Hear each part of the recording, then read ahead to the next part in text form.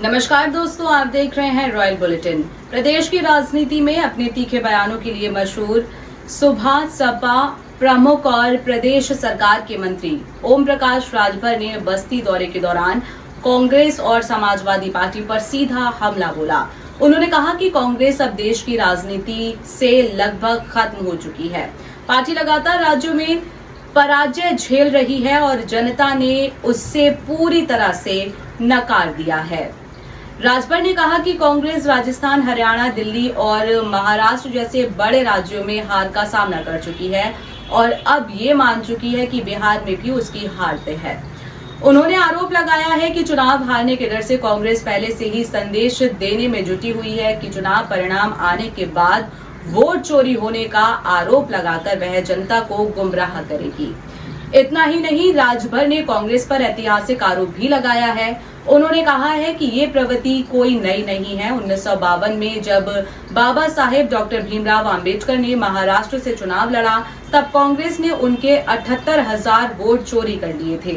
उन्होंने कहा कि कांग्रेस का असली चेहरा यही है, लोकतंत्र में जनता के जनादेश को स्वीकार करने के बजाय उसे चोरी और साजिश में बदलने की कोशिश करना। देखिए, ये सब झूठ बोल रहे हैं, इनकी हताशा और निराशा बोल रहे हैं।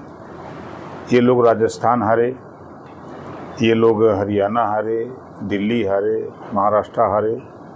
ये लोग मान गए हैं कि हम लोग बिहार हार जाएंगे, तो अभी से ये मैसेज दे रहे हैं कि चुनाव के बाद हम लोग बोलने लायक रहें कि वोट चोरी हो रही है। हम उदाहरण दे रहे हैं, चोरी किसने किया। 1952 में बाबा साहब डॉक्टर अंबेडकर जी चुनाव लड़े महाराष्ट्र, 78,000 वोट चोरी कांग्रेस ने किया, उनको हरवाया। हमारे बनारस में कांग्रेस के प्रत्याशी चुनाव लड़े, चुनाव हार गए। उस समय मतपत्र पेटी जो है ट्रक से लदवा के गंगा जी में फेंकवा दिया, नए मतपत्र डाल करके फर्जी वोट चोरी करके वहाँ जितवा लिया गया। कुछ दिन के बाद ये मछुआरे मछली मारने के लिए नदी में गंगा जी में जाल डाले, तो उनके जाल में मछली के बजाय मतपेटी निकलने लगी।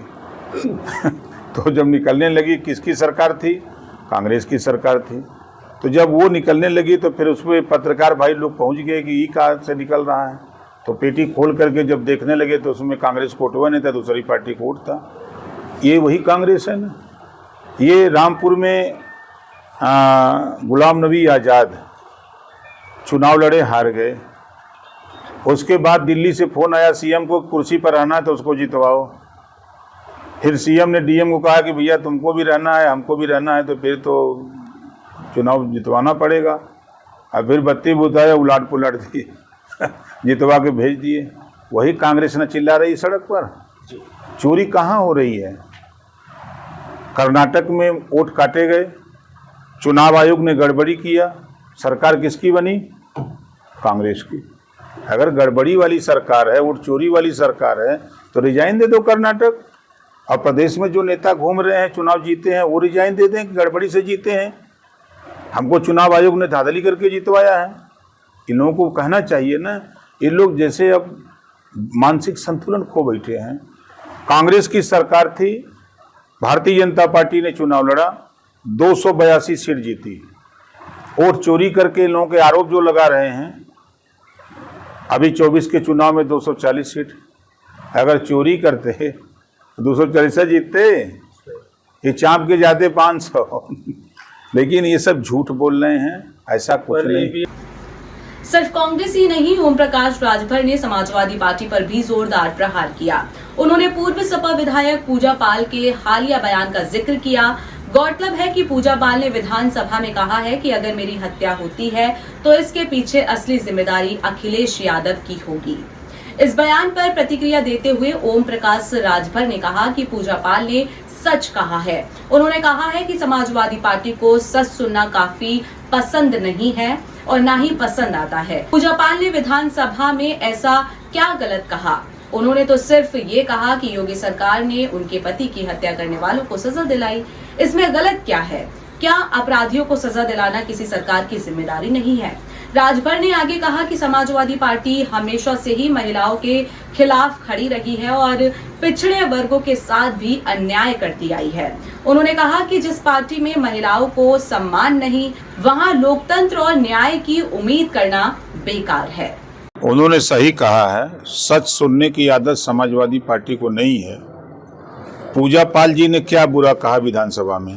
उन्होंने तो यही ना कहा कि हमारे पति के हत्यारे को सजा दिलाने का काम किया तो योगी सरकार ने किया।